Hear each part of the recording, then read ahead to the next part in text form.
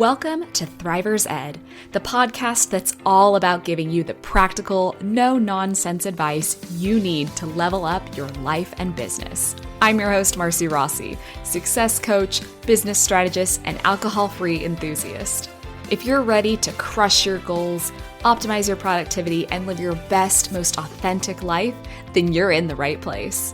Each week, we'll dive into topics like the psychology of success, practical strategies to boost your performance, and the unexpected ways living alcohol-free can elevate your life.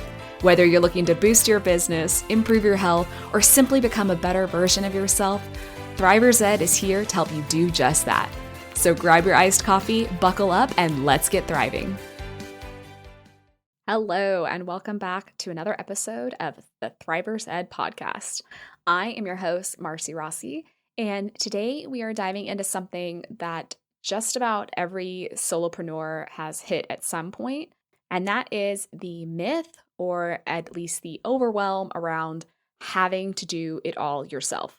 So if right now you feel like you just have a ton of things on your list, you're constantly behind what everybody else is doing, and if you feel like this is maybe just how it has to be in the first year or two of your business, you're in the right place.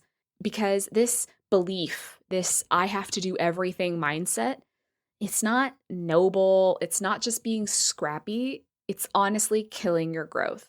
So today we are talking about why we get into this trap, the 3 categories of tasks that you should never be doing yourself, and exactly how to start delegating and automating even if you're still early on in your business. So it's going to be very simple, very doable, and high impact. So let's dive in. So first, I want to start with, why do we get this impression that we have to do it all ourselves? Well, first of all, most of us start our businesses alone. If we're going to be an entrepreneur, there's sometimes we start these with partnerships, but more often than not, we are starting this on our own. And so we have to do it all ourselves in the beginning, right? We don't have a team. We're still trying to figure out exactly what's going on. And we probably don't have the money coming in to hire someone. We feel like once we've started making money, then we can hire someone. But it's often this failure to outsource tasks that you really don't need to be doing that's preventing us from making the money that would allow us to start to grow a team. So we're in this kind of circle of like, I'll hire somebody when, but the when doesn't happen until we hire somebody. So that is one of the pieces that keeps us in this trap. So as a result, we just end up doing it all ourselves. Another possibility is that maybe you have tried outsourcing tasks in the past and you got burned. You've hired someone for something and it just didn't turn out the way you wanted it to. It was a complete waste of money, or worse, made you look bad or led to a negative result in your business. And so you're like, I'm not going to do that again. It's not worth my time. I'll just do it myself. And honestly, especially if we're building a personal brand, we figure that no one's going to care as much about your business as you do. And this is true, even if it's not a personal brand, honestly. No one will care as much about your business as you do because it's your business, right? So if they're not going to put in that same level of effort, I might as well do it myself. Another reason we end up doing this all ourselves is it feels like it's going to take more time to train someone than to just do it yourself, right? It feels like you have to do double the work. You're sitting there and teaching someone how to do something when you could have just already gotten it done. And yes, it's true. Whether you are delegating a task or you're setting up automations or systems to help do it for you, yes, there is going to be some investment in the beginning. But the idea is that you invest in the beginning so that you can reap the rewards over and over and over again when you're not wasting your time doing activities that are not really revenue generating activities. They're things that are keeping you from doing the things that are actually going to grow your business. And over time, honestly, we get used to doing everything ourselves. We don't even stop to think of whether I should be hiring someone for this task or whether I should set up something to do it all for me. We just get in a routine and we forget to even question whether or not this makes sense for us. It's just part of our norm, part of our weekly to-do list. This is what we have to do to kind of keep us above water. And as a result, every task, every decision, every Instagram post, every email follow-up, every tech issue that comes up, that's all on you. And that's just not how you grow a sustainable business. That's just employing yourself in a job and never giving you any time off. All of these things together, this fear that no one's going to do it as good as we are, this forgetfulness to even consider whether or not it may be better worth our time to hire someone for it. This is what I call the control trap. When you feel the need to do it all yourself because it feels faster, better, more precise, safer, and that's what's holding you back. Because you're spending all day doing activities that need to get done to keep your operations moving, but are not necessarily moving your business forward. So you end up being busy instead of strategic. And if you're the only one who can do something and then you're not able to do it, your growth just stalls. It becomes impossible. You end up tying yourself to the business where if you are not on and completing all of these tasks, they just don't get done. And that's not really a sustainable way to grow. You can't grow something that depends on you being perfect because you're not going to be perfect. Nothing is ever going to be perfect. You're just building this house of cards, and all it takes is for you to get sick or to have some kind of snafu in your business, and then everything's going to be tumbling down. So if you aren't doing everything in your business, what exactly should you not be doing? So there are 3 categories of tasks that you, as the CEO of your business, and if you are a solopreneur, you are the CEO of your business, these are the 3 tasks that you should not bother doing. Number 1 is repetitive tasks that a tool can automate. So if you're doing something more than once a week and it follows a predictable pattern, so it looks just about the same way every single time, it's time to automate that bad boy. For example, if you are adding people to your CRM or your email list anytime someone books a call with you, you need a Zap for that. So Zap refers to Zapier. You could also use Pabbly or Make or Relay. There are a ton of apps out there that can let you move things from one system to a next system. And if you're doing this manually, it's time to have an automation for that.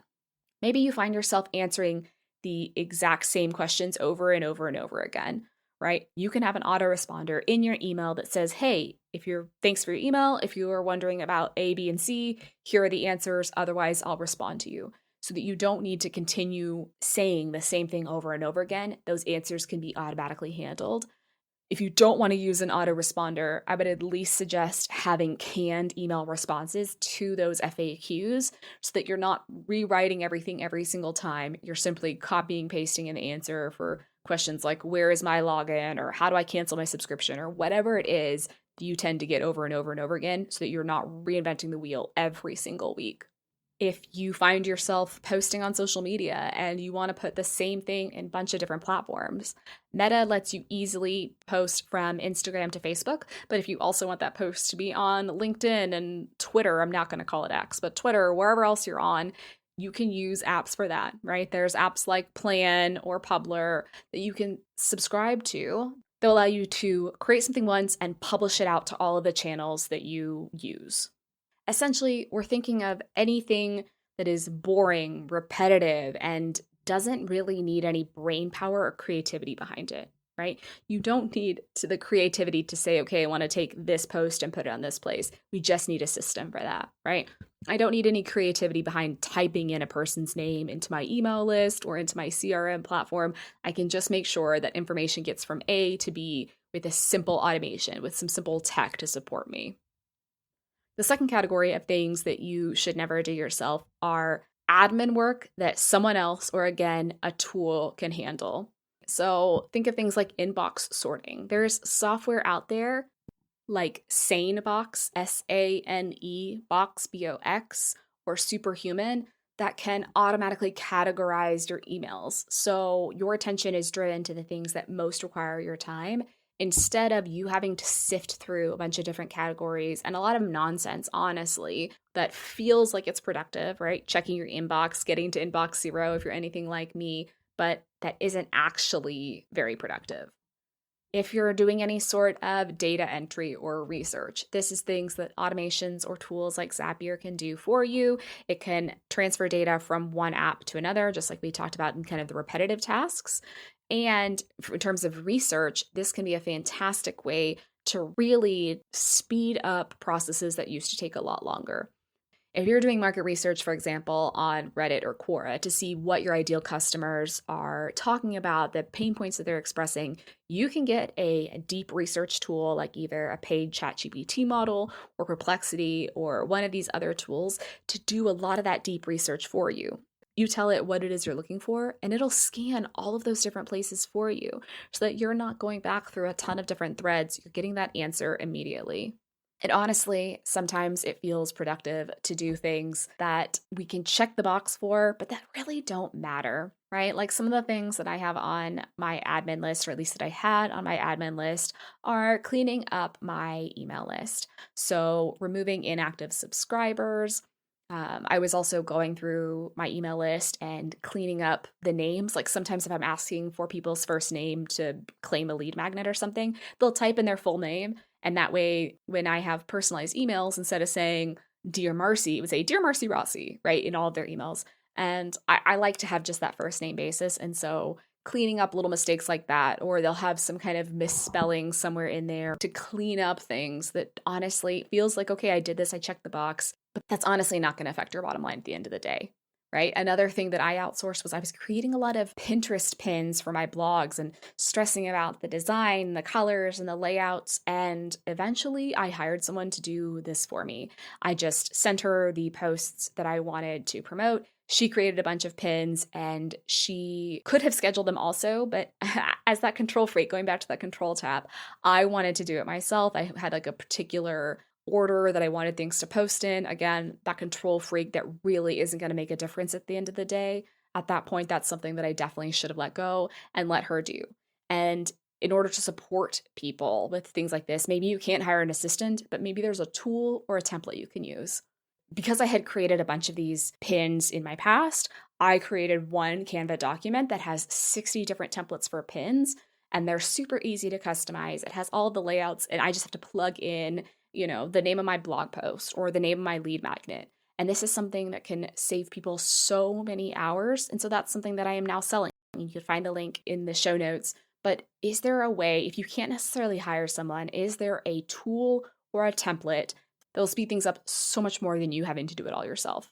The goal of these here are to stay in the activities that require high level thinking, right?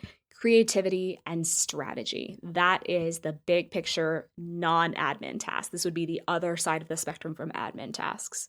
And sometimes things feel creative, like designing a sales page, designing those Pinterest templates, but people aren't going to buy from you because you chose cornflower blue over light blue, right? Buy a template for the sales page or hire someone to design something for you and focus on the content of it, right? Someone doesn't buy a light blue course. They buy the course based on the transformation that you're selling. And that comes from strategy, from understanding your ideal customer, from things that aren't admin. These are the high level CEO type activities.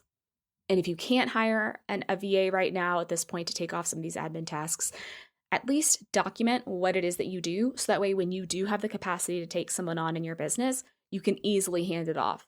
You have a clear process of I do this and this and this, and I'm talking screenshots and step by step. So there is no real discretion in there, right? It's a very clear process. And that way, when you are ready to onboard someone, you don't have that same investment of teaching someone what it is that you want, how you want things to look, how you want things to flow, because they are simply following directions.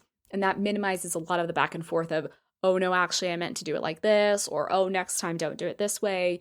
You have a very clear, repeatable process. And this last one kind of flows into point 2, but it is design and tech that takes you way too long. So this is one that I find a lot of entrepreneurs struggle with because we're smart, right? We're capable. We should be able to do these things.